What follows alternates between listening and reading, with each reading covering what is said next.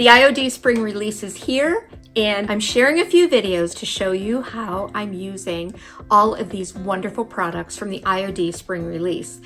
This video is part of a playlist. I've linked it down below. Lots of other creatives are going to be making projects with that new release, and you're not going to want to miss it. This is the new inlay from IOD for spring. It's called Spring Melody, and it is loaded with 8 pages of beautiful, soft pastel colors and all of the spring images that will make your projects extra special.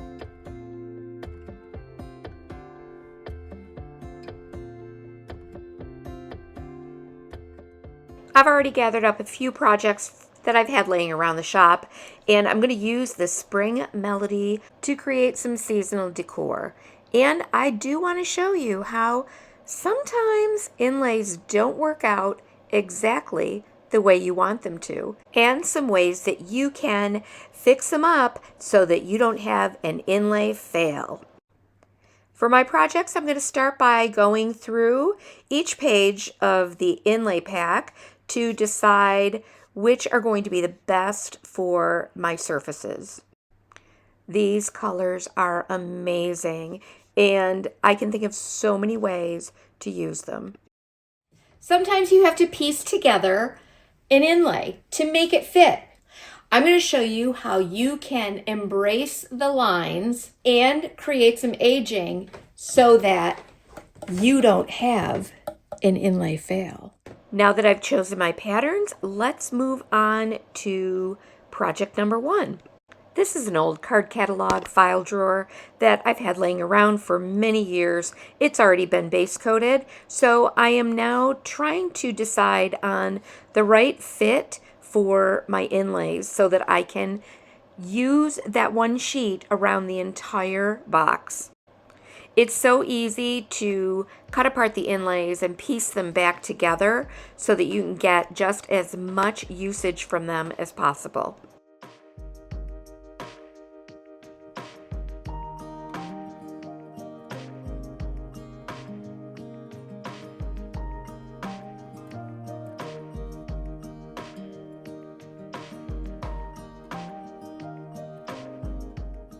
You'll see how I am trimming apart the inlay, removing the excess so that I can fit all the pieces together for each side of the drawer. To keep my burdens left behind. I did not know what it would bring. Sometimes I'll use a pencil to lightly trace around those inlay pieces so that I don't have any areas overlapping.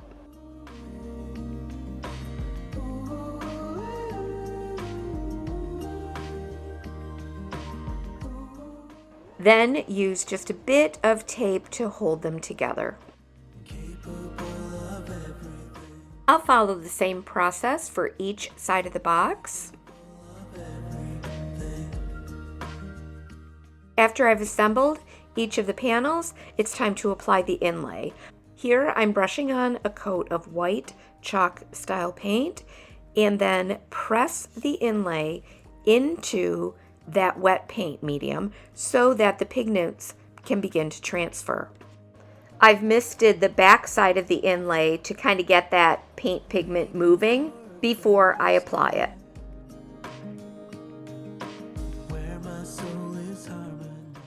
After the inlay is pressed completely into place, I'll let that dry for several hours. I'll often use the IOD brayer to press that inlay into place, but in this case, since they're smaller pieces, I'm just using a damp paper towel. While this inlay is drying, I am base coating some candle cups that I'm going to use for legs on this box. After several hours, the inlay has dried completely, so I'm going to mist it with water again and gently begin to peel away that inlay sheet.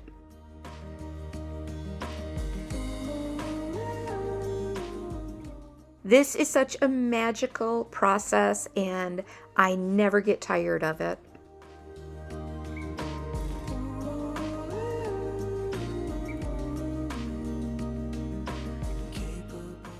Now JR is going to attach those candle cups to the bottom of the drawer. It's going to become a really cute little table centerpiece or planter box, a little riser, however you want to use it. The inlays do need to be sealed because they can be reactivated with liquid. So there are a few different ways that you can seal the inlays. You can use a spray fixative, or you can apply a top coat with a brush using gentle, long strokes so that you're not overworking the top coat into that inlay. Once the inlay has been sealed, you can let it dry completely and then use any type of finish that you want over top. But let's take a closer look at my little box here. You can see that there are lines of paint where I fit those inlay pieces together. I don't want to be discouraged, but rather I'm going to embrace the imperfection and then show you a way that it can become a little less noticeable. One of my favorite ways to work with that aged patina and also disguise those lines is to use a 2-part crackle system, or you can use the IOD vintage texture stamp. And then I'll apply a dark wax over the whole piece. It really does give an aged rustic patina to this project, and I like that. And it also helps to minimize the overall effect of those little lines that are created in the paint between the inlay pieces.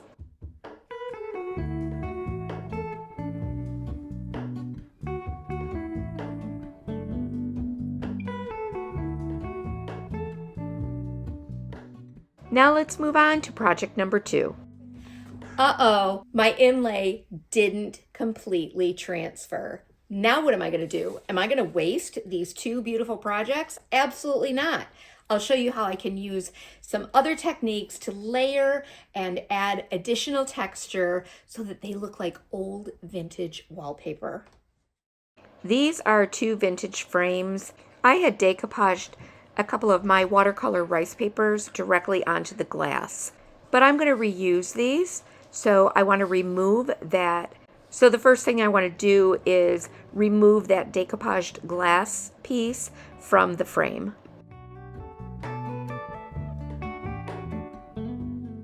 For these 2 pieces, I'm going to be using a clear medium for the inlay, but first I want to base coat over those watercolor images. I'll let those images dry completely. I'm using the IOD Barnwood plank stamp just to add a little bit of texture in the background. Because I'm using a clear medium to apply the inlay, I can really use stamps, decoupage, or blended paint techniques in the background and then apply my inlay over the top.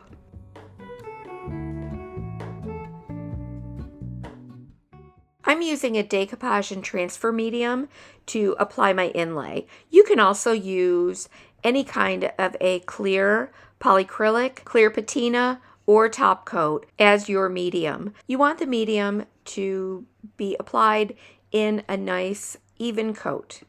Then I'll mist the back of the inlay piece and apply it pigment side down into that wet decoupage medium. Use either a brayer or a damp paper towel to press it into place. When you're using a clear medium or a paint with a built-in top coat, you do have to be aware of the drying time so that you're lifting that inlay piece at just the right time so that it doesn't adhere to the medium, but you're still able to pull it away. I've let my medium dry for maybe 5 to 10 minutes and started to pull it away, and I can see that I didn't leave it dry for long enough, so some of the inlay didn't transfer. This, of course, could be the point at which I become very frustrated with this project and toss it aside, but I decided I'm going to work with it and show you how I can create a wonderful layered vintage effect like old peeling wallpaper. So I'm going to go with it. Since my inlay was applied into a clear medium, I won't need to top coat it. I just want to make sure that it's dried completely. So I'll move on to the frame. Here I have attached the IOD bead section from the Classic Elements mold, taped it in place. These are cast in resin, so I want to make sure that they harden to the shape of the frame. Then I'll apply a few coats of gold paint. I've pulled out the IOD Rose Botanicals transfer and all of these little extra bits of typography that I have saved. I'm going to rub those little bits over the inlay.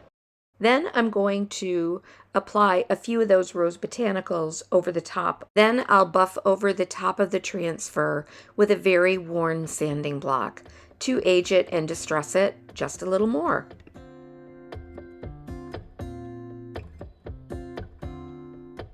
And now it's time for our third project. This was a planter loaded with lots of crevices and texture and all of those places where an inlay might not fit down into all of those little spaces. And so what happens is some of your inlay doesn't transfer. I'll show you how to make that work on a highly textured project.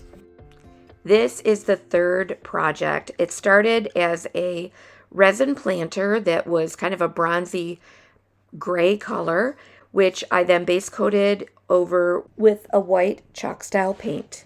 I imagine this piece to have the look of that antique chintz transferware ironstone. It has a lot of texture, so we'll see how it's going to turn out by applying these inlays into that textured planter. I'm just following the same process that I always do with an inlay. I am applying the pieces into a coat of wet chalk style paint, misting the back of that inlay piece, and then pressing it into place with a damp cloth.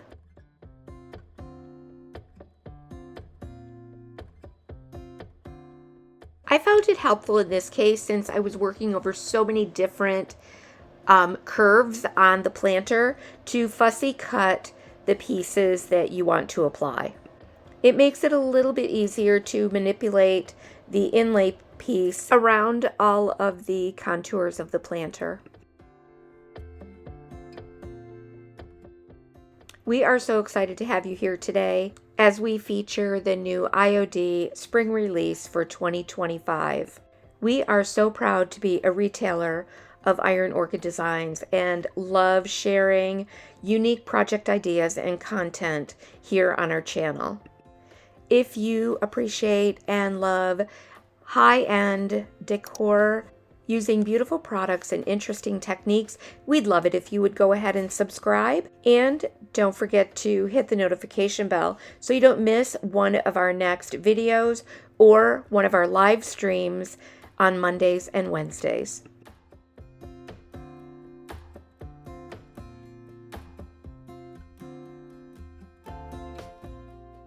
I'm working my inlays around the entire planter, one section at a time, until it is covered in a random pattern.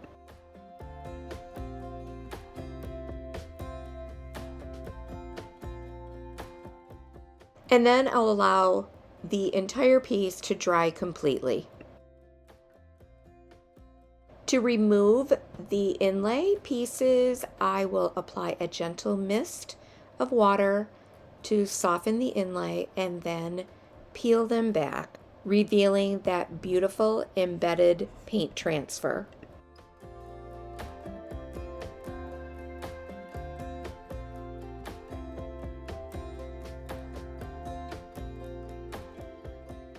As you can see, because of all the contours and the textures in the planter, not all of the inlay transferred into those little divots and crevices. But instead of ditching this project because it's not perfect, I'm going to embrace the imperfections and go ahead and give it a coat of clear polyacrylic sealer. This is a quick coat, brushing lightly over the surface. Let this sealer dry completely. To further enhance this antique transferware ironstone vibe, I'm going to use the PENtART FINELINE CRACKLE as the finish on this planter. Here I'm applying the first step and then I'll allow that to completely dry, then add the second step and allow that to dry completely. After the entire crackle system has dried completely, I'm going to rub some antiquing wax over the whole planter and buff it off. I think that those little missing bits and pieces of the inlay only add to the beautiful vintage charm of this piece. And once again, instead of being discouraged, I am going to embrace the imperfections. And there you have it, 3 inlay projects that could have been potential fails, but I added additional techniques to create a beautiful, worn and vintage vibe. Thank you so much for spending your time with us here today at L&J Goods. You can find all the products that I've used today listed in the description box down below, and you can find us at our brick and mortar shop in Medina, New York. And don't forget to follow us so that you can see the other awesome projects that I did using the IOD spring release for 2025. You're not going to want to miss these project videos.